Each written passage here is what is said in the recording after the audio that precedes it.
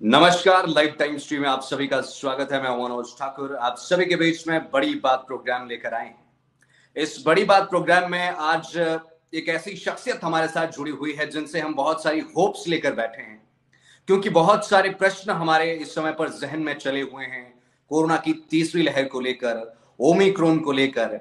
और आज इन सभी विषयों पर हमारे डाउट्स क्लियर करने के लिए MSIGMC डॉक्टर जनक राज जी जुड़े हैं। डॉक्टर साहब, आपका बहुत बहुत स्वागत है। नमस्कार, धन्यवाद जी सर, बहुत से सवाल जहन में हैं, बहुत सी बातें हैं। सबसे पहले तो मैं ये प्रश्न आपसे पूछना चाहूंगा कि क्या हिमाचल प्रदेश में तीसरी लहर आ चुकी है कोरोना की? तीसरी लहर आ चुकी है या नहीं आ चुकी है, इसका जवाब जो है मैं बहुत विस्तृत तरीके से देना चाहूंगा।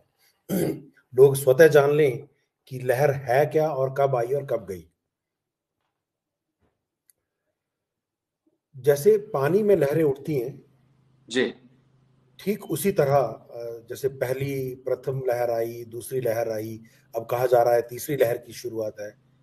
तो ये बहुत सारी चीजें, अभी तीसरी लहर, चौथी लहर, पांचवी लहर, ये लहरें सागर की लहरों की तरह अनंत अनगिनत आती ना रहें, इसलिए हम सब लोगों को एक बात, मूलभूत बात पर विचार करने की आवश्यकता है। जी, वो हमारे धार्मिक ग्रंथ श्रीमद् भगवत गीता में भी पहली लाइन में ये लिखा गया है कि परिवर्तन संसार का नियम है। उसका मतलब है only the change which is constant. मतलब हम लोगों को ये बात अपने जहन में बिठा लेनी होगी कि अब हमारा जीवन बदल गया है। कोरोना से पहले का जीवन और अब कोरोना के दौरान और कोरोना के बाद वाला जीवन, उसमें एक बहुत बड़ा अंतर जो है वो होने वाला है। क्या आज से पहले किसी ने ये चीज सोची थी कि रेलवे बंद हो सकती है? देश के बॉर्डर पर लड़ाई चल रही है, हमारी रेल बंद नहीं है। क्या कभी किसी ने सोचा था कि हमारे धार्मिक स्थान जो है वो बंद हो जाएंगे? लोगों को मंदिरों में पूजा करने से, मस्जिदों में नमाज पढ़ने से और चर्च में अरदास करने और गुरुद्वारों में जाने से रोक दिया जाएगा? कम से कम हम जो भी लोग इस वक्त समझदारी के साथ, जिनको अपनी समझ है, छोटे बच्चों को छोड़ दीजिए, जो जिनको अपनी समझ के जो भी लोग इस धरती पर अभी जीवित हैं, उन्होंने अपने जीवन काल में इस तरह की कोई चीज ना देखी थी, ना शायद दोबारा कभी देखने का मौका मिलेगा। बिल्कुल सर। तो ये सदियों में आने वाली महामारी है।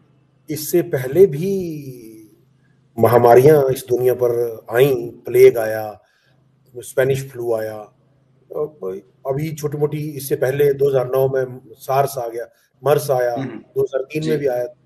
तो इस तरह की महामारियां इस धरती पर लगातार आती रही हैं और हर महामारी का एक प्रभाव समाज पर पड़ा है।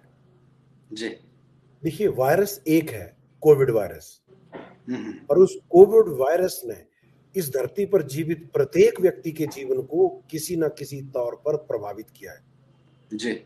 वो चाहे मनोज जी आप हैं, वो चाहे मैं एज डॉक्टर मैं हूं, चाहे वो आम आदमी है, चाहे वो सरकारी नौकरी पेशा है, चाहे प्राइवेट काम करने वाला है, चाहे जिस मर्जी, जो भी जीवित व्यक्ति इस धरती पर है, उसके जीवन को कुछ ना कुछ नुकसान कोविड ने जरूर पहुंचाया है। कुछ अभागे हमारे मित्रों की जान भी गई है, हमारे चिर परिचितों की, कईयों की, हम इतना आंकड़ा अगर देखें तो करोड़ों की संख्या में लोग मरे हैं। तो ये जो वायरस है, जो वर्तमान समय में हमारे इस धरती पर जो जिसका प्रकोप फैला है और जिसकी तीसरी लहर की हम बात कर रहे हैं कि हिमाचल में भी आ गई है। देखिए, चाहे हिमाचल है, चाहे इंडिया है, चाहे बाकी सारी दुनिया की बात कर लें, हम आज के जमाने में, दुनिया इतनी छोटी है कनेक्टिविटी की वजह से कि जब ये चाइना में ये वायरस का प्रकोप होना शुरू हुआ था, उस वक्त शायद मैं व्यक्तिगत तौर पर मैं आश्वस्त था, मुझे लगता था कि नहीं, अरे ऐसे कैसे यहाँ पर इंडिया इंडिया तक नहीं पहुंचेगा। बिल्कुल, वो इसलिए नहीं पहुंचेगा, रीजन क्योंकि एयरपोर्ट पे क्वारंटीन होती है। हमने ये सारी चीजों को पढ़ा है एक डॉक्टर होने के नाते। तो आई वाज वेरी श्योर कि यार नहीं होगा, नहीं होगा, क्योंकि मुझे विश्वास था, मुझे लगता था कि नहीं, जो भी लोग, देखिए हमारे अपने अपने अपने आप तो लोगों में पैदा होगा नहीं, जो डॉक्टर बाहर साहब से ओमिक्रॉन को लेकर भी ऐसा ही था कि ओमिक्रॉन है बिल्कुल पर देखिए, भारत में नहीं गलतियां पहुंचेगा, एक भी बिल्कुल मामला नहीं है। गलतियां हुई, गलतियां फिर देखिए किस हिमाचल किस में स्तर पे, कि एक भी मामला नहीं है। बिल्कुल मैं बता रहा हूँ ना, गलतियां हुई, गलतियां किस किस स्तर पे हुई, छोटी छोटी चीजों जी के। बात ये बहुत आसान है कि सरकारों पे जिम्मेवारी फिक्स कर देना, जी। जो भी जो फेसेस हैं गवर्नेंस के, उनको जिम्मेवार ठहरा देना। कोई प्रधानमंत्री को गाली दे रहा, कोई मुख्यमंत्री को गाली दे रहा, कोई हम्म। स्वास्थ्य विभाग को गाली दे रहा, ये बहुत आसान चीज है। देखिए जी। ये इसमें कुछ नहीं है, आपको आप घर आप जिस जो मन में आता है, जिसको मर्जी जो मर्जी बोलिए। हम्म। इसमें गलतियां कहाँ से शुरू हुई? देखिए हमारे अब अंदर लोगों में तो कोविड वायरस नहीं पैदा हुआ, जी। लोग बाहर से आए हम्म। जिनको मैंडेटरी क्वारंटीन के दौरान रहना था। उन्होंने, चाहे वो उसको आप पॉलिटिकल प्रभाव कह लो, चाहे जी। एडमिनिस्ट्रेटिव प्रभाव कह लो, चाहे कोई चालाकी कह लो, बहुत सारे तंत्र लोगों ने इस्तेमाल किए। जिस तंत्र को लोगों ने, उस जो व्यवस्था बनी थी उसको लोगों ने चीट किया। जी। हजारों लाखों लोगों ने चीट किया। एक मेरी आपकी हम्म। बात नहीं है, हमारा ये हमारा राष्ट्रीय मानसिकता थी। ये लोगों ने उस तरीके से किया। बुखार था, पैरासीटामोल की गोली खा ली स्क्रीनिंग में, बिना बुखार के बाहर आ गया, अरे मैं तो बच गया, दूसरों को भी वो जी तरीका बताया। हमारे डॉक्टर्स लोगों ने बताया पब्लिक को, ये कर लो ऐसा हो जाएगा, बच लोगे। जी। जी। इस तरह छोटी छोटी चीजों की वजह से हम्म। वायरस का जो सीडलिंग है वो पूरी दुनिया में और फैल डॉक्टर गया। साहब ये भी देखा गया है कि अगर किसी को लक्षण है तो वो औरों के साथ ज्यादा घुल मिल रहे हैं कि अगर मैं बता मुझे रहा है, हूँ, कहीं ना कहीं उसके जहन में ये बात है, अगर मुझे बिल्कुल है तो मैं सबके साथ घूमता हूं, मेरे साथ सारे सारे ही ऐसे हो जाएंगे। ये मैं वही तो बोल रहा हूं, हमारे चरित्र में कुछ खराबी है मनोज जी। जी। देखिए मैं बार बार कहता रहा हूँ, इस टेन्योर के दौरान हमेशा कहता रहा हूँ लोगों को, देखिए सरकारों ने अपना काम बखूबी किया है, चाहे वो हम्म। प्रदेश सरकार हो चाहे केंद्र सरकार हो। सरकार जी। की जिम्मेवारी, देखिए सरकार की जिम्मेवारी थी लोगों को ये बताना कि ये कोविड वायरस क्या चीज है और ये कैसे फैलता है, इससे कैसे बचा जा सकता है। ये प्रथम जिम्मेवारी सरकार की थी, जो जी। सरकार ने बखूबी निभाई। करोड़ों अरबों रुपया केवल और केवल इस प्रचार प्रसार पे खर्चा किया गया कि लोगों तक ये जानकारी पहुंचे कि लोग जो हैं वो कोविड वायरस से कैसे बचे। जी। प्रत्येक पूरी इंडिया की गवर्नेंस ने, ये बात एक प्रदेश दूसरे प्रदेश की बात, जो भी सरकारें रहीं सबने अपना काम पूरा किया। दूसरी जी। सरकार की जिम्मेवारी थी कि जो लोग पॉजिटिव हो रहे हैं उनके इलाज और जांच के लिए व्यवस्था करना। डॉक्टर साहब अब सवाल मेरा यहां पर यह बनता है, आपने पहले भी जो है वो कई मर्तबा लोगों को बताया, लेकिन जितनी बार जानकारी दी जाए उतना बेहतर है। Delta variant, delta plus variant, अब ओमिक्रॉन वेरिएंट जो है वो हिमाचल प्रदेश में क्या पूरे विश्व में जो है वो फैल चुका है। इसको लेकर आप क्या कहना चाहेंगे? ये कुछ ज्यादा खतरनाक है या इसके कुछ ज्यादा ही घातक जो है वो कैरेक्टरिस्टिक्स है? आखिर क्या है ओमिक्रॉन और क्या हमें इससे डरने की जरूरत है? देखिए वायरस के दो करैक्टर बहुत महत्वपूर्ण करैक्टर हैं, जी। जिनके आधार पर हम वायरस की बीमारियां जो फैलाता है उसका वर्गीकरण उनका करते हैं। पहला हम्म। होता है इन्फेक्टिविटी।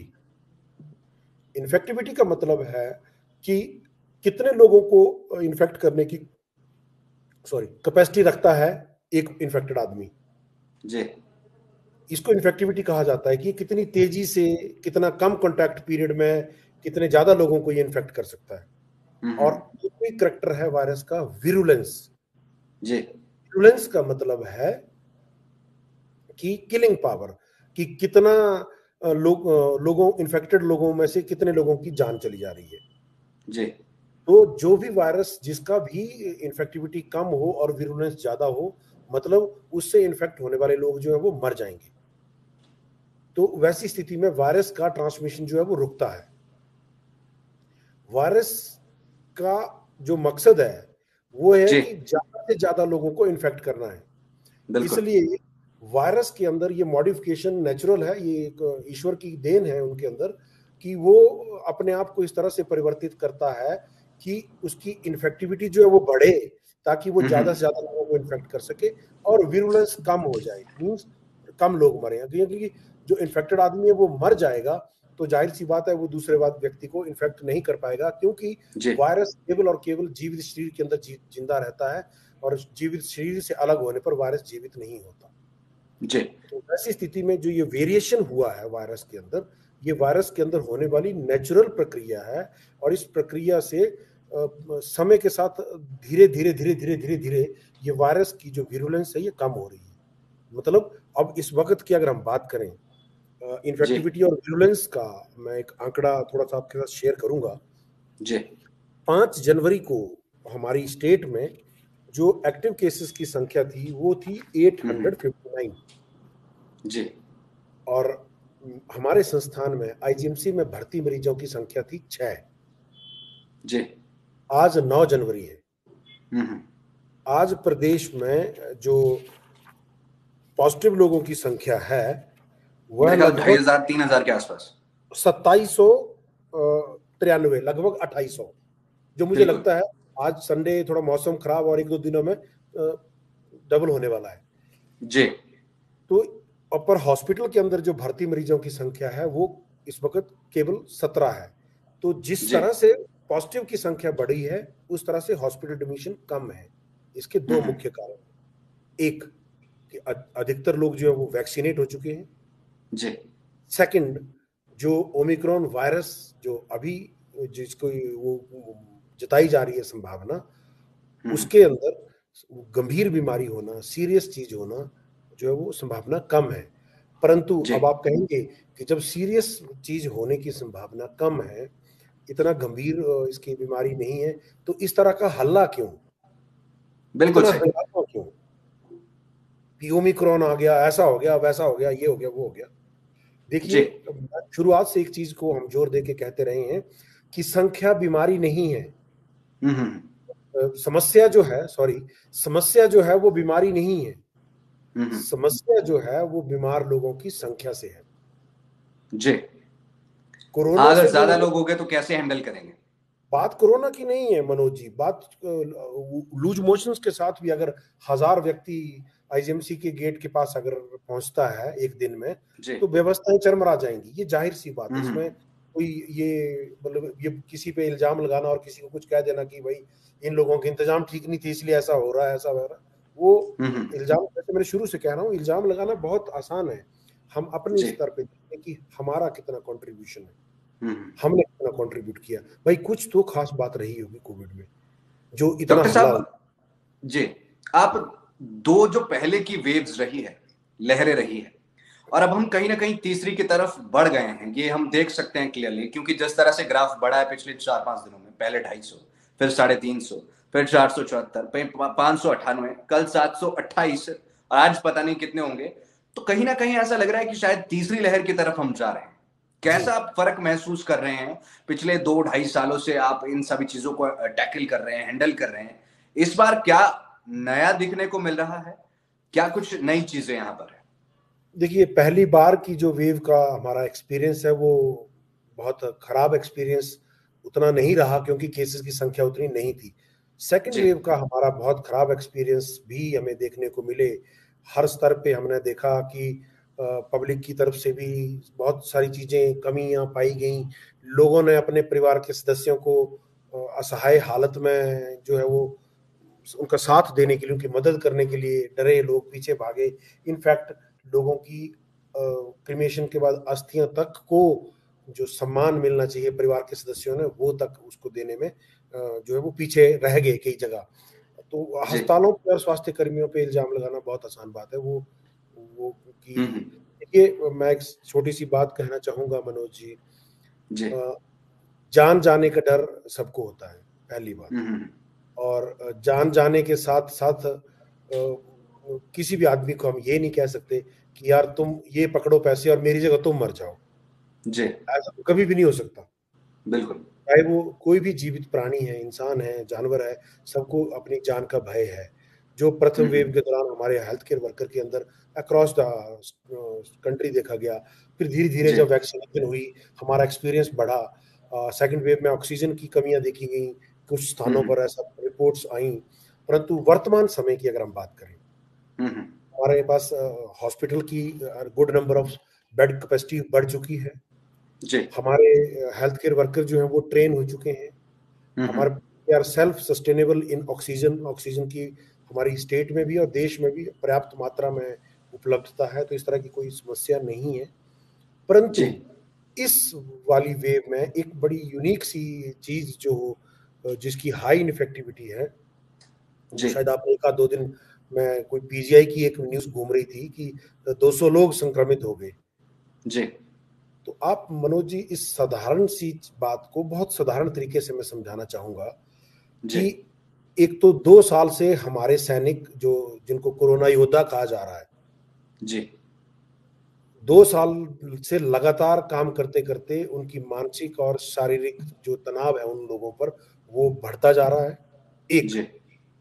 उसके अतिरिक्त जो ये कोविड का जो तीसरा अभी लहर ओमिक्रॉन की जो बात हो रही है, हाई जी। इन्फेक्टिविटी होने की वजह से एकाएक ये अगर मान लो हमारे किसी एक डिपार्टमेंट में ये वायरस का कोई संक्रमण होता है और पूरा डिपार्टमेंट हमारा सर्जरी डिपार्टमेंट फॉर एग्जांपल अगर वो पॉजिटिव हो जाता है या एक्सपोज हो जी। जाता है, तो मुझे वो उन सारी डॉक्टर्स की टीम को आइसोलेट करना है। जी। Who will look after those admitted patient? वो अस्पतालों में सेवाएं कौन देगा जब जी। हमारे स्वास्थ्य कर्मी पॉजिटिव हो जाएंगे? डॉक्टर साहब, ये आपने बड़ा सही सवाल पूछा और अब इसमें मैं वैक्सीनेशन को लेकर भी पूछना चाहूंगा। कुछ एक लोगों का ये कहना है कि पहली डोज लग गई, दूसरी डोज लग गई, अब प्रिकॉशनरी डोज की बात की जा रही है जिसे कि बूस्टर डोज भी कहते हैं। अगर वैक्सीनेशन लग रही है तो फिर कोरोना क्यों हो रहा है? क्या डॉक्टर साहब सच में ही ये वैक्सीनेशन जो है वो इफेक्टिव है, या फिर जैसे बातें चल रही थी, र्यूमर चल रहे थे कि भाई बूस्टर डोज जो है वो समय समय पर बीच बीच में लगते रहेंगे अगर ये कोरोना ऐसे ही चलता रहा? देखिए, बात ये नहीं है। इसमें मैं बताना चाहूंगा कि जी। अगर वैक्सीनेशन ना हुआ होता हम्म। तो इस वक्त इंडिया में हम्म। कम से कम भी 2-3 करोड़ से ज्यादा लोगों की मौत हो चुकी होती, जी। क्योंकि हमारे देश में जो वनरेबल पॉपुलेशन है वो लगभग 11 करोड़ के करीब करीब है। वनरेबल पॉपुलेशन मतलब वो लोग जो खतरे में हैं। खतरे में कौन लोग जी। हैं? वो किडनी डिजीज वाले पेशेंट हैं, कैंसर के पेशेंट हैं, जो कार्डिक डिजीज के, जो ऑलरेडी किसी न किसी इलाज के लिए बीमार, लंबी गंभीर बीमारी के इलाज में चल रहे हैं। तो जी। वो लोग जो बीमार अवस्था में जीवन यापन कर रहे हैं, उन सब लोगों की मृत्यु इस 2 सालों के बीच में हो जाती अगर ये समय रहते वैक्सीनेशन ना पहुंचता। और जी। अभी इस समय जो हॉस्पिटल एडमिशंस कम हो रही हैं, इसका भी जी। मैं सबसे बड़ा कारण यही समझता हूं कि हमारे लोग एडिक्वेटली वैक्सीनेटेड हैं। ये मुख्य कारण है। अब रही बात ये कि वैक्सीन के बाद भी कोविड होना और ये क्या जी। मतलब है, तो सबसे पहले तो मैं लोगों को ये बता देना चाहूंगा कि वर्तमान समय में भी जो लोग अस्पतालों में हमारे पास आके भर्ती हो रहे हैं और जो जिनकी डेथ हुई है, वह लोग हैं जो या तो पार्शली वैक्सीनेटेड हैं या जी। इक्का दुक्का कई बार ऐसी भी केस आता है जो जिसने वैक्सीनेशन नहीं लगवाया, या वह जी। लोग जो अत्यंत गंभीर बीमारियों के साथ, बिल्कुल टर्मिनली इल चीजों के बीमारियों के साथ वो जीवन जी रहे थे और सडनली कोविड पॉजिटिव हुई और उनकी मृत्यु हुई। जी। बाकी समस्त जो पब्लिक है वह सेफ है और वैक्सीनेशन का 80 से 90% जो इसकी प्रमाणिकता है इफेक्टिवनेस। वो है। इसका मतलब ये है कि अगर 100 लोग हमारे वैक्सीनेटेड हैं तो उसमें 10 लोग हो सकते हैं जिनके अंदर फिर भी कोरोना वायरस की बीमारी हो सकती है। देखिए, वैक्सीन लगने के बाद कोविड इन्फेक्शन होना अलग बात है। इन्फेक्शन जी। किसी को भी हो सकता है। जो वैक्सीनेटेड है, जिसको इम्यूनिटी बनी है, उसको भी इन्फेक्शन हो सकता है। जी। उसके केवल इन्फेक्शन गले तक ये सीमित रहेगा। जैसे पहले भी कोविड के साथ कहा जाता रहा है कि ये 60 से 70% लोगों में कोई लक्षण नहीं होते हैं। जी। तो उसी तरह जो अधिकतर लोगों के अंदर ये वायरस जो है केवल गले में खराश पैदा करेगा और ठीक हो जाएंगे लोग, शरीर के अंदर जी। प्रवेश नहीं करेगा। समस्या कब उत्पन्न होती है? देखिए, समस्या कब उत्पन्न होती है? जब वायरस हमारे गले से हमारे ब्लड स्ट्रीम में पहुंचता है और हमारे जी। भिन्न भिन्न अंगों को ये डैमेज करता है। 4th-5th डे हमारे शरीर के अंदर एक इम्यूनिटी डेवलप होती है। हमारा शरीर जो है वो वायरस को मारने के लिए एक इन्फ्लेमेटरी रिस्पॉन्स, जिसको साइटोकाइन स्टॉर्म कहा जाता है, वह उसको शरीर पैदा करता है अपने अंदर। एक तूफान सा पैदा करता है इम्यूनिटी का। और वो कहीं ना कहीं उस तूफान को संभालने में शरीर जो है वो कहीं ना कहीं कमजोर पड़ता है, और वो तूफान फिर वो शरीर को ही डैमेज कर देता है। इस तरीके से समझिए कि हमारी फौजें अगर हमें ही गोलियां चलाना शुरू कर दे तो हम कहाँ बचेंगे। तो इसलिए जब कोरोना के अंदर ये साइटोकाइन स्टॉर्म जब शुरू होता है, तब लोगों की जान बचा पाना जो वो लगभग असंभव सा हो जाता है। तो सारी इसलिए कहा जाता है कि जैसे ही लक्षण शुरू हो तुरंत आप जांच करवाएं, तुरंत आप नियमित इलाज शुरू करें और अपना ऑक्सीजन सैचुरेशन सारी चीजें नापते रहें, क्योंकि फेफड़ों को ये सबसे पहले प्रभावित करता है, और फेफड़ों को प्रभावित होने की वजह से शरीर में ऑक्सीजन कम जाती है। देखिए हमारे पास जो भी इलाज इस दुनिया में वर्तमान समय में उपलब्ध है वह केवल और केवल ऑक्सीजन को फेफड़ों तक पहुंचाने के लिए उपलब्ध है, जिसको वेंटिलेटर कहा जाता है। हम पता सांस लेते हैं, जो कोविड में सांस नहीं ले पाता हम उसको वेंटिलेटर पे डाल देते हैं जी, परंतु वो वेंटिलेटर पे डाल देना इलाज नहीं है, क्योंकि समस्या वो नहीं है कि ऑक्सीजन फेफड़ों तक नहीं जा रही है। समस्या है कि फेफड़े उस ऑक्सीजन को हवा से निकालकर शरीर में ले जाने में असमर्थ है, और उस चीज को ठीक करने के लिए कोई दवाई नहीं है। इसलिए कहा जाता है कि कोरोना वायरस की कोई दवाई नहीं है, कोई इलाज नहीं है। वो स्वतः ठीक होगा, ठीक हुआ तो आदमी बच गया, नहीं ठीक हुआ तो आदमी मर गया। डॉक्टर साहब, यहाँ पर बहुत से ऐसे लोग हैं, हम भी डेली बेसिस पर लाइव स्ट्रीम्स हमारी होती है, जानकारियां देते हैं, अपडेट देते हैं कि बंदिशें लग गई है, ये हो गया। बहुत सारे लोग ऐसे हैं जो कहते हैं कि it is a propaganda, corona जो है वो एक हवा है जिसे जो है वो बार बार इस तरह से पेश किया जा रहा है ताकि लोगों में डर पैदा हो सके। उन लोगों के लिए आप क्या कहना चाहेंगे जो इस तरह के शब्द कहते हैं या इस तरह की बातें कहते हैं कि कुछ नहीं है, सिर्फ ड्रामा किया जा रहा है? देखिए इसके लिए तो मैं केवल और केवल एक ही बात कहना चाहूंगा कि जो कोरोना सर्वाइवर हैं, आप मनोज जी, मैं आपसे पहल इसमें उम्मीद करता हूं कि इसमें आपकी मैं मदद मैं कर सकता हूं। हमारे पास बहुत सारे लोगों की ऐसी कहानियां हैं जो कोरोना से बहुत वर्ष हालत से वापस आए, तो उन लोगों के एक्सपीरियंस एक बार जरूर सब लोगों को सुनाएं कि तब, क्योंकि वो कहा जाता ना कि जाके ना फटी पैर बवाई सो का जाने पीर पराई। जिसको खुद हुआ नहीं, जो कोविड वार्ड के अंदर भर्ती हुआ नहीं, जिसने देखा नहीं, उसको लगता है कुछ नहीं है, हुआ है। जो मौत के मुंह से वापस आए हैं उनको पूछिए, जिनके परिवार के सदस्यों की मौत हुई है उनको पूछिए, लगातार 2 सालों से बिना कोई रेस्ट लिए हमारे स्वास्थ्य कर्मी जो तनाव में जी रहे हैं उनसे पूछिए। और ये इस तरह की चीजें कहना, मैं समझता हूँ ये हमारी छोटी सोच का कहीं ना कहीं स्वास्थ्य कर्मियों की भी जो एक मोटिवेशन है, या जिसे हम कहते हैं कि एक जो रिदम बना होता है उसे तोड़ने की ये एक तरह से कोशिश है। हमने तो यहाँ तक भी सुना है कि अस्पताल और डॉक्टर्स को पैसे मिलते हैं कोरोना मरीज को पॉजिटिव करने। जी, बिल्कुल। ये तो अजीब जैसी बातें हैं, क्या इसमें कोई मतलब बेतुकी सी बातें हैं, इनका कोई सिर पैर नहीं है। डॉक्टर साहब, अब थोड़ा सा बंदिशों पर भी बात करेंगे, लेकिन उससे पहले ये पूछना चाहेंगे कि स्वास्थ्य विभाग, क्योंकि आईजीएमसी एक ऐसा इंस्टीट्यूशन है, जब हेल्थ पॉइंट ऑफ व्यू से देखा जाता है तो सभी की निगाहें जो है वो वहां पर होती है। तो किस तरह की तैयारियां जो है वो कोरोना की तीसरी लहर को लेकर है? क्या कुछ जो है वो आईजीएमसी में किया जा रहा है? क्या जो स्वास्थ्य कर्मी है वो मुस्तैद है? क्या कुछ लेटेस्ट अपडेट है आईजीएमसी को लेकर और पूरे प्रदेश को लेकर? देखिए, तैयारियों को लेकर तो तैयारियां हमारी बहुत पहले से ही लगातार निरंतर जारी हैं। हमारे बेड साइड ऑक्सीजन सप्लाई की सुविधा में बहुत बड़ा सुधार यहाँ पर हुआ है। जिन चीज़ों के लिए, देखिए कोविड की एक अच्छी बात मैं कहना चाहूँगा, जिन संसाधनों को शायद प्राप्त करने में हमें सरकारी तंत्र को लगभग 15 से 20 साल लगते, उन संसाधनों को कोविड की वजह से हम 1 साल के अंदर प्राप्त कर पाए। हमारे अधिकतर बेड्स पर अब बेड साइड ऑक्सीजन सप्लाई की सुविधा उपलब्ध होगी। हमारे पास हमारे अधिकतर जो हॉस्पिटल के बेड्स हैं वो रेनोवेट या न्यू नए आ गए हैं। हमारे पास वेंटिलेटर की संख्या बहुत अधिक हो गई है। हम 250 से अधिक संख्या में वेंटिलेटर हमारे पास उपलब्ध है। हमारे पास लगभग 1000 की संख्या में ऑक्सीजन कंसंट्रेटर उपलब्ध है। तो तैयारियों की तो बात कहें तो ये हमारे संसाधनों में अभूतपूर्व जो है वो बढ़ोतरी हुई है।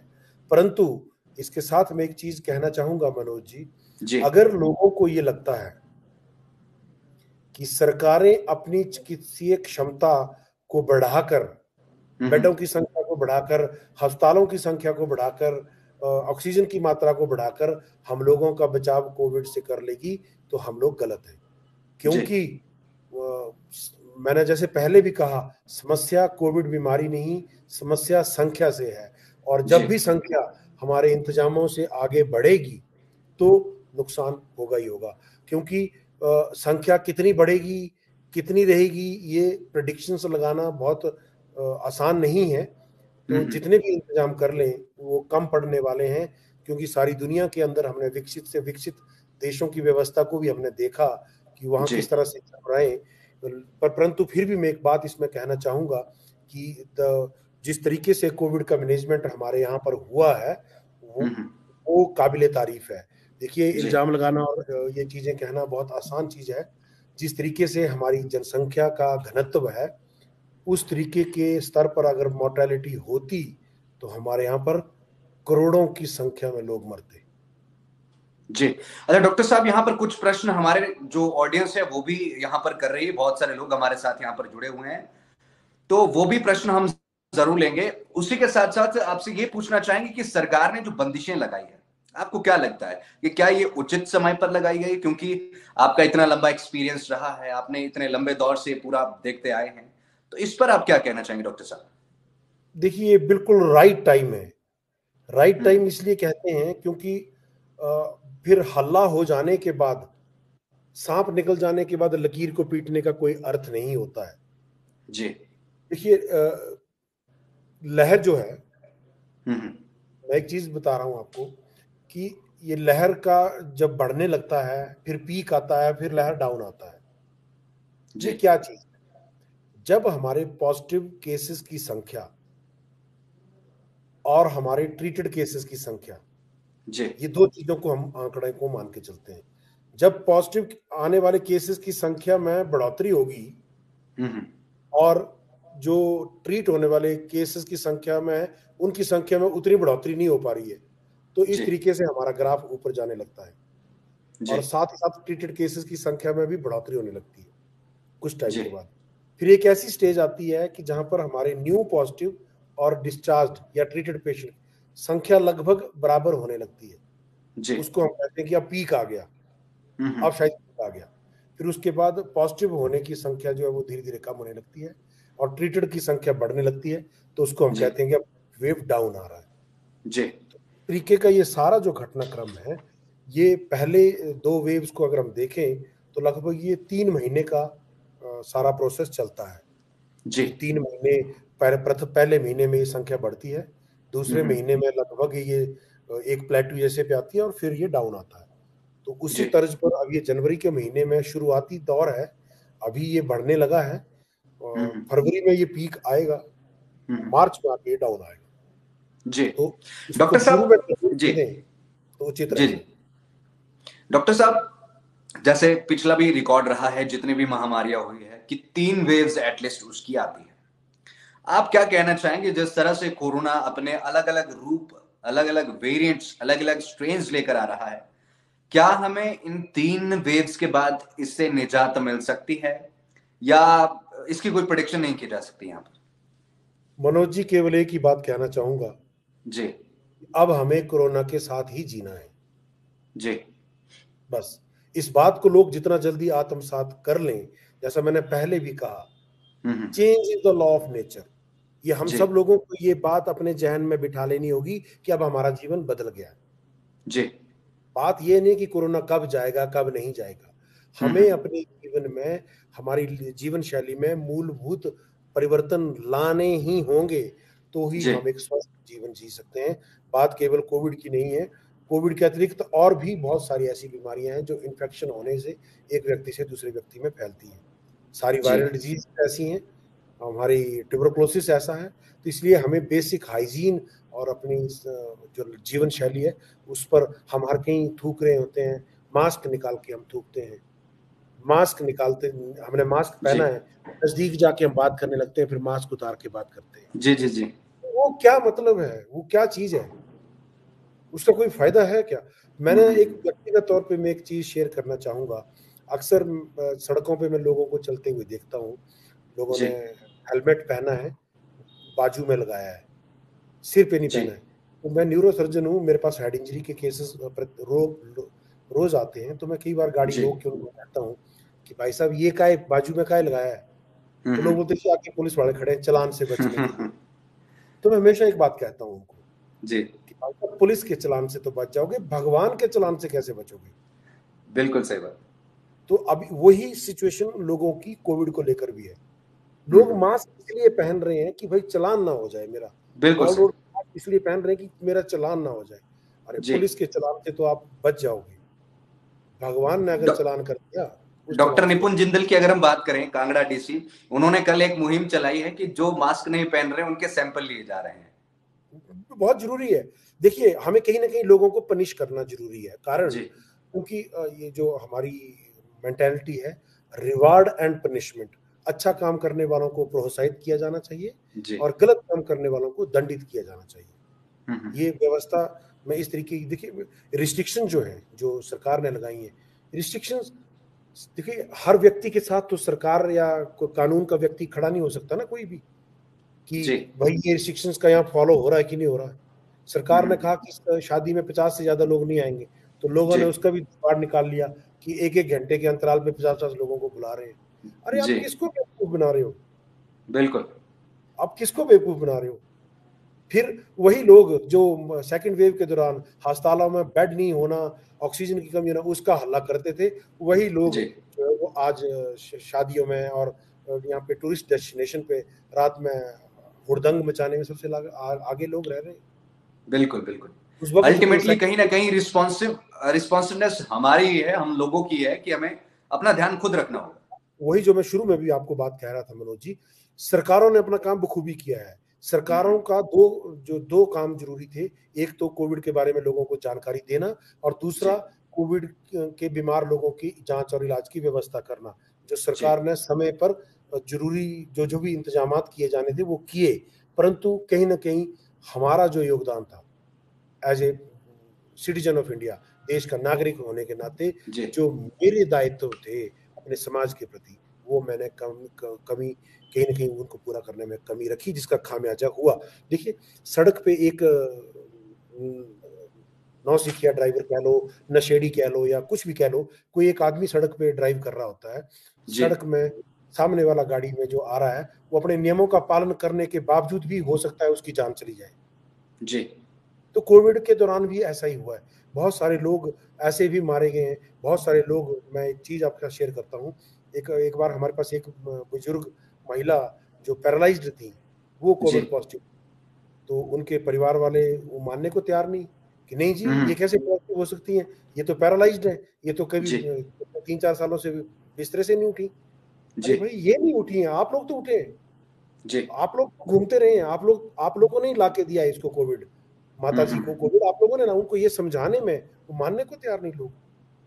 क्योंकि कोविड में लोगों को अपने आप से ज्यादा दूसरों की केयर करने की समझ होनी ज्यादा अति आवश्यक है। मास्क है, जैसे मास्क है, मास्क जो है वो पहनने वाले से ज्यादा सामने वाले के लिए ज्यादा इंपॉर्टेंट है। बिल्कुल, कोविड हमारे शरीर में केवल 3 तरीके से प्रवेश कर सकता है। हमारी जी, आंख से प्रवेश करेगा, हमारे नाक से प्रवेश करेगा, हमारे मुंह से प्रवेश करेगा। जी, आंख और नाक से प्रवेश करने की संभावना क्लोज स्पेसेस में, भीड़-भाड़ के क्षेत्रों में, या जहाँ कोई हमारे सामने पॉजिटिव आदमी है, छींकता है, खाँसता है, उससे जी, होने की संभावना ज़्यादा रहती है। मुँह जी, से हमारे शरीर में कब जाता है? जब हम पब्लिक प्लेसेस में भीड़ में जा रहे हैं, हम हर कहीं छू रहे हैं, हम रेलिंग को छू रहे हैं, हमने दीवार का हाथ वहां पर लगा दिया, हमने किसी जी, के ऑफिस में गए उसके टेबल को छू लिया, उसकी कुर्सी जी, को पकड़ लिया, कोई चीज शेयर कर ली, और फिर उन हाथों को अपने मुंह से लगा लिया। क्योंकि एक जी, अमूमन हमारी आदत रहती है प्रत्येक व्यक्ति की, हम अपने हाथों को कभी ना कहीं मुंह में या आंख में खुजलाने के लिए कुछ जी, लगाते रहते हैं। तो इस आदत को रोक पाना असंभव है सबके लिए, कि नहीं मैं अपने हाथों को टच नहीं करूंगा। उसके लिए तो हमें अपने हाथों को बांध के ही रखना होगा, जो असंभव जी, है। इसलिए हमें ये कोशिश करनी है कि कम से कम हमारा ये क्लीन्ड, जब भी हम अपने इस हिस्से को छुएं तो कम से कम हाथ मेरे क्लीन होने चाहिए। जी, इस बात को जितना अधिकतम हम इंश्योर करें, एक ये, और दूसरा जो ये भीड़ भाड़, ये जो कहा जाता है कि बाहर कम से कम जाएं, अप्रोप्रिएट कोविड बिहेवियर जो बार बार कहा जाता रहा है, जी। उसको नहीं लोग फॉलो करते हैं। बहुत सारे लोग, आप बाजारों में देख लीजिए, बोलना बहुत आसान होता है, रियलिटी में कुछ और है। जी। तो केवल और केवल एक साधारण से सिद्धांत पे लोग चलें कि कोशिश करें कि अनजान व्यक्ति से अनप्रोटेक्टेड तरीके से आपकी मुलाकात ना हो। जी। देखिए, मैं आपको परिचित हूँ, आप मुझे मिले, हमने इकट्ठे बैठे, हमने मास्क उतार के चाय भी पी ली, और कल मुझे जी। पता लगा कि मनोज जी तो पॉजिटिव आ गए। अरे, बिल्कुल। तो मैं भी हो सकता हूँ, आई विल ट्राई कि मैं अपने आप को आइसोलेट करूँ, अपने परिवार को बचाऊं, और अपने ऑफिस में इन्फॉर्म करूँ कि मैं एक पॉजिटिव के कॉन्टैक्ट में आया हूँ। जी।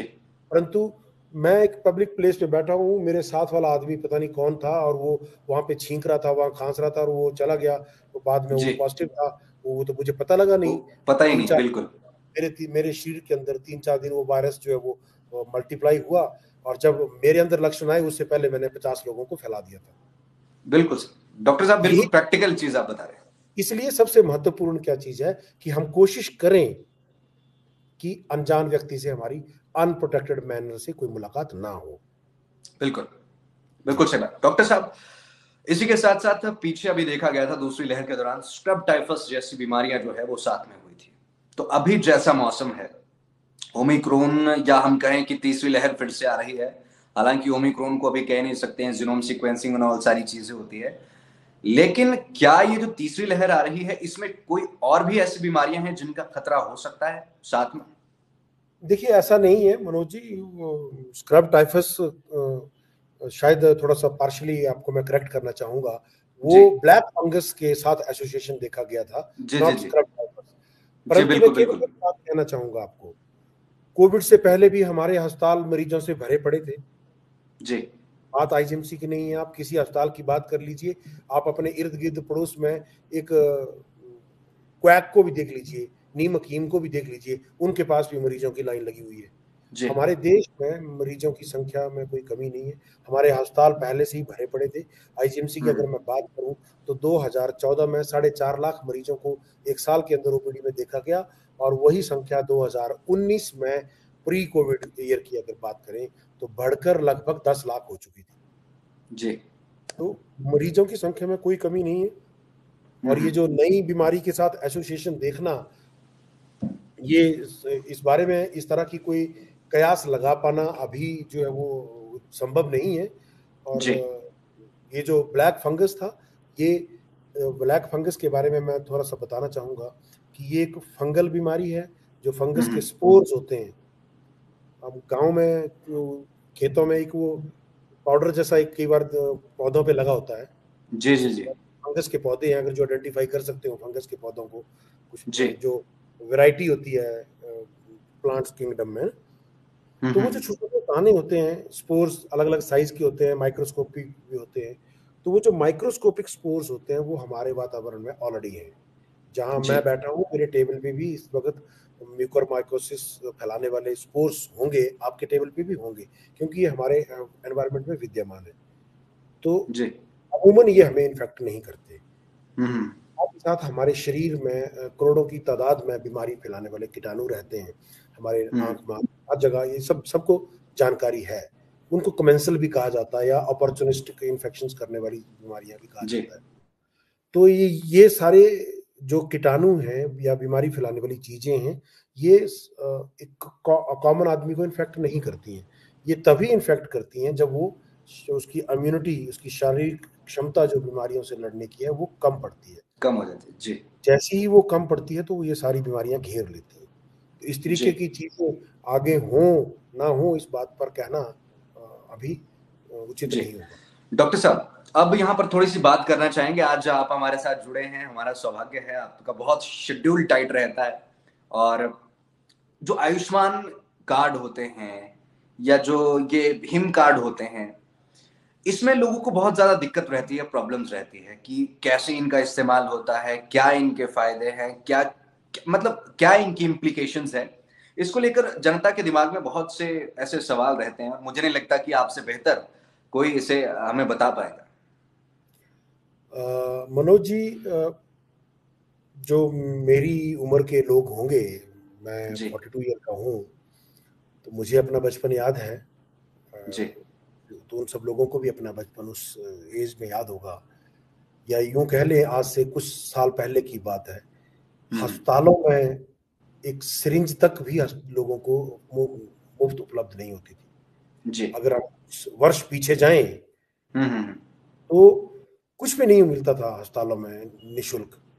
तो बहुत जी। सारे लोग अपना इलाज जो है वो नहीं करवा पाते थे, या तो वो देसी इलाज नीम हकीम के पास कराते थे, या इलाज के अभाव में दम तोड़ देते थे, या उसी बीमारी के साथ असहज भाव में, या यूं कह ले हैंडीकैप होके लोग बेचारे अपना जीवन यापन करते रहे हैं।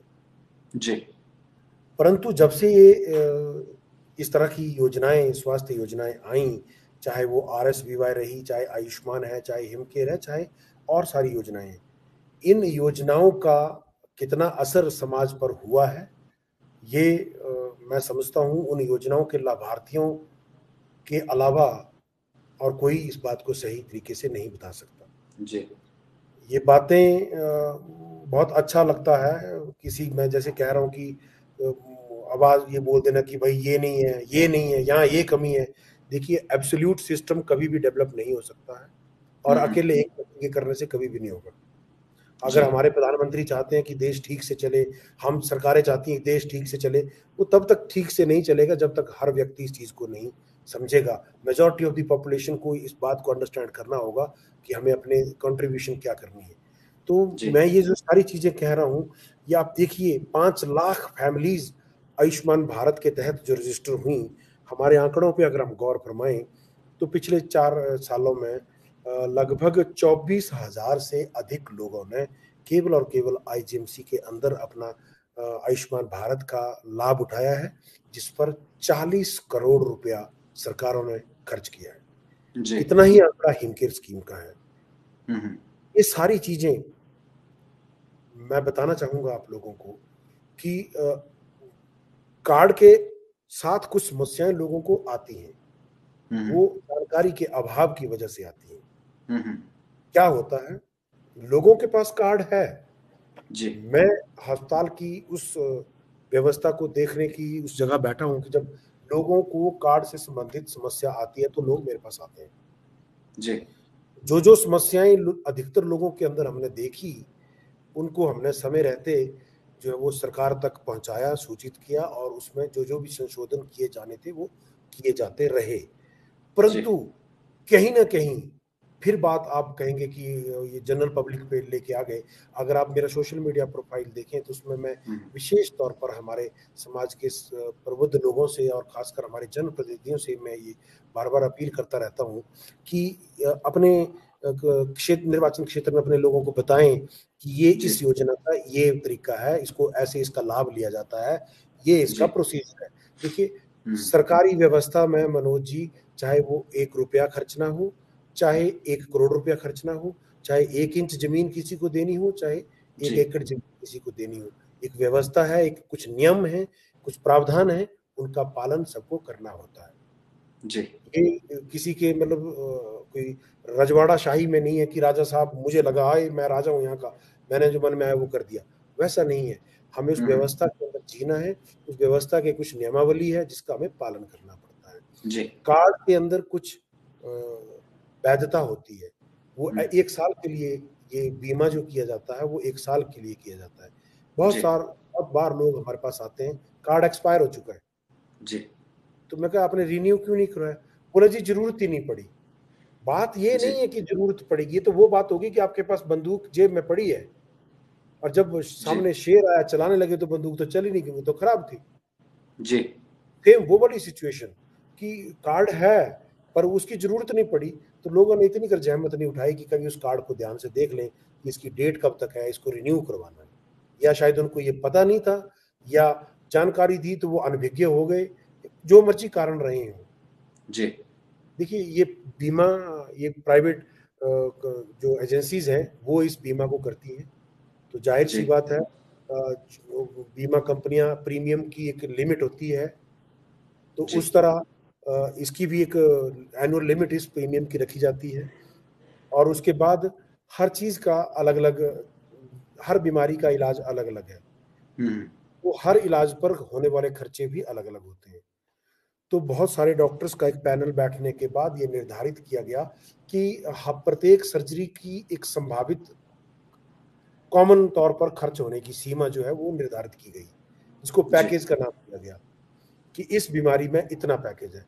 बहुत सारे लोगों को लगता है कि जब भी इस कार्ड को हम चलाएंगे तो हमें 5 लाख का इलाज मिल जाएगा। ऐसा नहीं है, ऐसा नहीं है। 5 लाख तक का इलाज आपको मिलेगा, 5 लाख का इलाज नहीं मिलेगा। जी बिल्कुल सही बात। 5 लाख तक का इलाज मतलब अगर आपके परिवार पर, एक व्यक्ति विशेष पर नहीं, परिवार पर अगर बीमारी की अवस्था में कुछ खर्च करने की जरूरत पड़ी तो 5 लाख तक रुपया आपको उस कार्ड से ही जो है वो वहन होगा। आपको अतिरिक्त पैसा देने की जरूरत नहीं है। मैं व्यक्तिगत तौर पर इस व्यवस्था को जो देख रहा हूं, अभी तक एक भी केस मेरे पास ऐसा नहीं आया है जिसकी ये जो लिमिट है 5 लाख से अधिक की लिमिट वो क्रॉस की हुई। जी जब भी पैकेज की लिमिट क्रॉस करती है, सपोज से फॉर एग्जांपल गॉल ब्लैडर है, गॉल ब्लैडर का ऑपरेशन निकालने आए, पथरी का ऑपरेशन करवाने आए और किसी कारणवश कोई कॉम्प्लिकेशन होने की वजह से मरीज गंभीर हो गया, उसको अमूमन आज एडमिट करते हैं, अगले दिन ऑपरेट होता है, उससे अगले दिन छुट्टी हो जाती है। परंतु कई बार कुछ कॉम्प्लिकेशन से मरीज का लंबा समय अस्पताल में बीतता है, बहुत सारी दवाइयां, बहुत सारा इलाज लोगों को करना पड़ा, आईसीयू तक में रखना पड़ता है। वैसी स्थिति में वो पैकेज खत्म हो जाता है। जब वो पैकेज खत्म होता है तो उसको बढ़ाने की सरकार के द्वारा उसका प्रावधान है, तो उसको अस्पताल के प्रशासनिक अधिकारियों से मिलकर उस पैकेज को प्रतिदिन हम कम से कम 15 से 20 ऐसी रिक्वेस्ट हमारे पास आती हैं।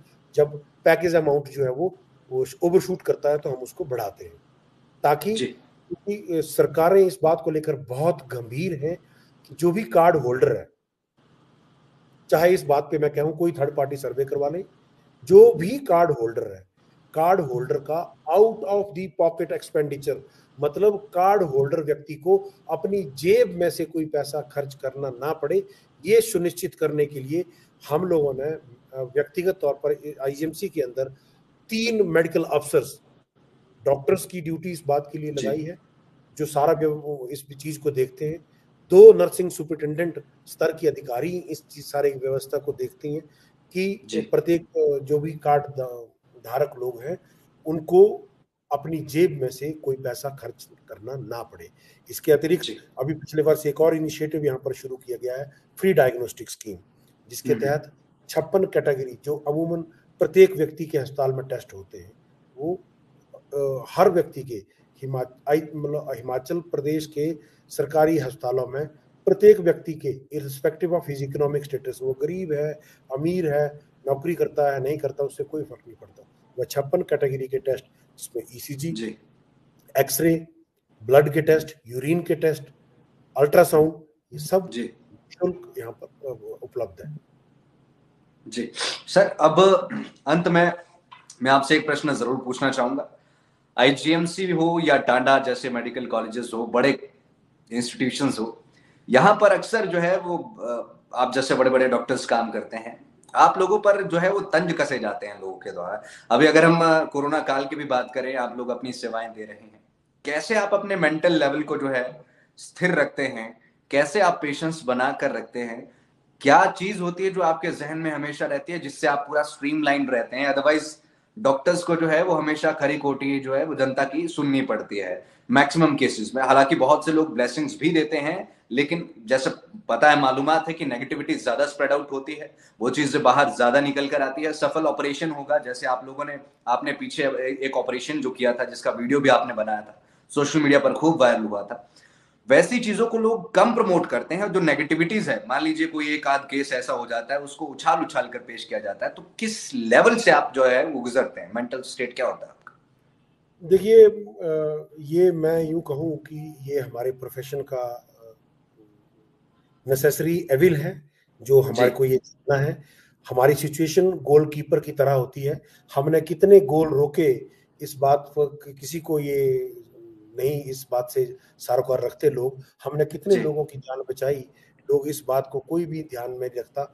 एक केस अगर कोई गड़बड़ होता है तो वो हल्ला इसका बहुत बड़ा हो जाता है। मनोज, बहुत बार, जैसे मैं, आप जानते हैं मैं न्यूरोसर्जन हूँ, तो मुझे ब्रेन के ऑपरेशन करने पड़ते हैं, जिस वजह से बहुत जी बार लोग गंभीर स्थिति में ना होने के बावजूद, केवल उनको ब्रेन में ट्यूमर है, होश में है, बढ़िया है, चलते फिरते हैं, हम ऑपरेशन करते हैं, ऑपरेशन के बाद मरीज गंभीर स्थिति में जाता है और कई बार मरीजों की जान भी चली जाती है।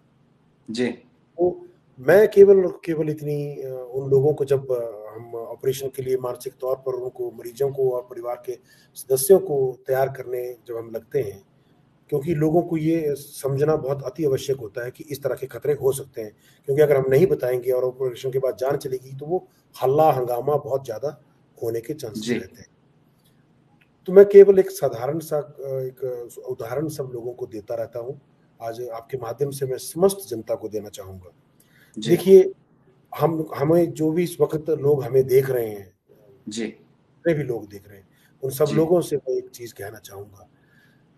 क्या टैक्सी ड्राइवर चाहेगा कि मैं एक्सीडेंट कर दूं, या जो जी सामने से लोग आ रहे हैं मैं इनके ऊपर गाड़ी चढ़ा दूं? हम्म कि ढाबे में खाना बनाने वाला व्यक्ति चाहेगा कि मेरे ढाबे पे खाना खाएं लोग और बीमार हो जाएं और मर जाएं? जी या कोई टीचर चाहेगा कि मेरे पढ़ाने वाले सारे बच्चे फेल हो जाएं? जी तो उसी तर्ज पे क्या, क्यों डॉक्टर ऐसा चाहेगा, या क्यों स्वास्थ्य कर्मी ऐसा चाहेगा कि मैं जिसका इलाज कर रहा हूँ वो मर जाए या उसको मैं नुकसान पहुंचा दूं? हम्म। अरे हमारे तो, मनोज जी, हमारा तो जो एथिक्स है, मेडिकल एथिक्स, जी वो इस स्तर तक बनाए गए हैं कि जिस व्यक्ति ने मुझ पर भी अगर गोली चलाई होगी, अगर वो भी हम्म। मेरे सामने हेड इंजरी के साथ पड़ा होगा, तो मुझे उसका भी इलाज करना होगा। मैं उसमें भी नाराजगी व्यक्त नहीं कर सकता कि नहीं। इसीलिए भगवान भगवान का दूसरा रूप जो है वो डॉक्टर्स को माना जाता है। और डॉक्टर साहब, जितनी तारीफ इस समय पर हम हेल्थ वर्कर्स की करें, हेल्थ ऑफिशियल्स की करें, उतनी कम है, क्योंकि अभी फिर से वो दौर आ रहा है। न जाने कैसे कैसे किन किन परिस्थितियों से आप लोग जनता को बचाएंगे, और बचाया है आप लोगों ने। आपको ग्रैंड सैल्यूट बनता है। आप क्या संदेश जो है वो डॉक्टर जनक राज जी अंत में यहाँ पर देना चाहेंगे प्रदेश की समस्त जनता को?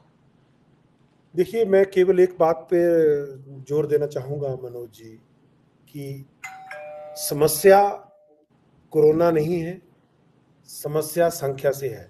जी और कोरोना मरीजों की संख्या को नियंत्रित करना ये हमारे हाथ में नहीं है। हमारे जी मतलब अस्पताल में काम करने वाले या स्वास्थ्य विभाग के कर्मचारियों के हाथ में नहीं है। जी हम बीमार लोगों का इलाज करना जो है वो कर सकते हैं, उसके लिए हम जी व्यवस्था करेंगे। जितने भी लोग हमारे से, जितना हमारे से प्रयास हो सकेगा हम कोशिश करेंगे। ये हमारा प्रोफेशन है, ईश्वर ने इस चीज के लिए हमें बनाया है। और जी लोग ऐसे समय में अगर हमारे पास नहीं आएंगे तो, और अस्पतालों में नहीं आएंगे तो और कहाँ जाएंगे? इसके लिए हम मानसिक तौर पर तैयार हैं और हमें मालूम है इस तरह की संभावनाएं आगे हो सकती है। परंतु ऐसे हालात ना पैदा हों जो जैसे प्रथम वेव के दौरान भी मैं कहता था कि बहुत सारे लोग जो हमें इस वक्त देख रहे हैं या वो कुछ उल्टा जी सीधा लिख रहे हैं, वो उनमें से शायद कई लोग जीवित ना रहे सेकंड वेव के हम्म दौरान। ऐसा हुआ, कई लोग हैं जो अब नहीं रहे। और इसी हम्म तरह की चीजें आगे ना, उनकी पुनरावृत्ति ना हो, आगे हम अपने अपनों को ना खोएं। जो उस जी वक्त का जो पीरियड है, जो अप्रैल मई का महीने में के दौरान जो हमने महसूस किया, जो देखा मानव व्यवहार की, मैं एक छोटा सा उदाहरण देना चाहूंगा जी कि अपने माँ के शरीर, मृत शरीर को दर्शन करने से भी लोगों ने मना कर दिया कि नहीं, रहने दीजिए डॉक्टर साहब, हम नहीं। अगर जी इतना डर है कोरोना का तो नियमों का पालन करें। जी बिल्कुल सही। क्रिमेशन, अपने परिवार के सदस्यों को क्रिमेशन, मैं नाराज भी हूँ लोगों से बहुत स्तर पर कि अपने परिवार के सदस्यों को आप जो लास्ट समय में जो एक रिस्पेक्ट देनी चाहिए, जो उनको संस्कार विधिवत तरीके से जो उनको विदा करना चाहिए, जो सम्मान मिलना चाहिए, उससे भी लोग वंचित रहे। जी परंतु पार्टियों में जाने से और लेट नाइट पार्टियां करने से या शादियों में नाटियां डालने से या भीड़ भड़ के जगह जाने से लोग ना डरे। वो लोगों के अंदर एक पैराडॉक्सिकल बिहेवियर लोगों का आपने देखा, तो कृपया करके उस बिहेवियर को सुधारें और संख्या को नियंत्रित रखें। बाकी जी कोरोना मरीजों की बीमारी से लड़ने के लिए हम सक्षम हैं। हमें बीमार व्यक्तियों की इलाज करने का अब हमें एक्सपीरियंस भी है, हमारे पास प्रावधान भी है, हमारे पास व्यवस्था भी पूरी है। हम किसी भी तरह की कोई भी कमी किसी भी स्तर पर नहीं आने देंगे। परंतु संख्या को नियंत्रित करना आम जनता के हाथ में है और वो लोगों को उन नियमों का पालन जरूर जरूर अति तो आवश्यक तौर पर करना होगा। जी बिल्कुल सही डॉक्टर साहब। आपने कोरोना की तीसरी लहर को लेकर, ओमिक्रॉन को लेकर जो भी हमारे मन में संशय थे, डाउट्स थे, उन सभी को आपने क्लियर किया और अपने बिजी शेड्यूल में से आपने समय निकाला हमारे साथ। बता दें आपको, जो हमारे साथ ऑडियंस जुड़ी है, IGMC MS डॉक्टर जनक राज जी प्रसिद्ध डॉक्टर और प्रसिद्ध न्यूरोसर्जन है। बड़े सफल ऑपरेशन आपने किए हैं सर, बढ़िया काम आप प्रदेश के लिए कर रहे हैं। आप हमारे साथ जुड़े, बहुत बहुत धन्यवाद सर। नमस्कार, बहुत बहुत शुक्रिया। देखते रहिए live times TV Fortune reporting. आज इस बड़ी बात कार्यक्रम में हमारे साथ जुड़े थे डॉक्टर जनक राज जी, MSI GMC। ये लगातार अपनी सेवाएं जो है वो इस कोरोना काल में भी दे रहे हैं और पहले भी इन्होंने दी थी, और जैसा कि इन्होंने इस बार भी कहा कि फिर से वो तैयार है। तो फिलहाल के लिए लेना चाहेंगे इजाजत, आपसे यही दरख्वास्त करना चाहेंगे कि कोरोना के नियमों का आप सभी लोग पालन जरूर करें। धन्यवाद। जय हिंद, जय भारत, जय हिमाचल।